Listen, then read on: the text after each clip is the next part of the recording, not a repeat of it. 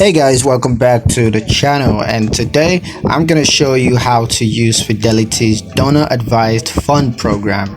Alright, if you've been wondering how to use Fidelity's donor advised fund programs, then this video is definitely for you. It's gonna be a quick one. I'm just gonna give you guys a quick step-by-step guide on how to get this done. So let's not waste any more time and get straight into the video. Now the first thing you want to do is to log into your Fidelity account.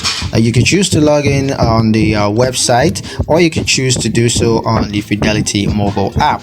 Now once you're logged into your account, you just want to click on investment products, and then you're going to click on donor advised funds. Now there you can browse the donor advised fund programs that are available, and you can use the program to manage charitable donations. You can also recommend grants to charities, as well as monitor the donor advised funds activities.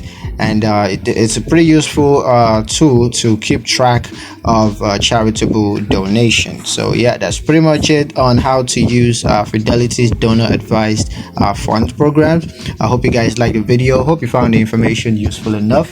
If you did, like the video, comment down below, let me know what you thought. Share the video with your friends and subscribe to the channel if you haven't already, and I'll catch you guys in the next one.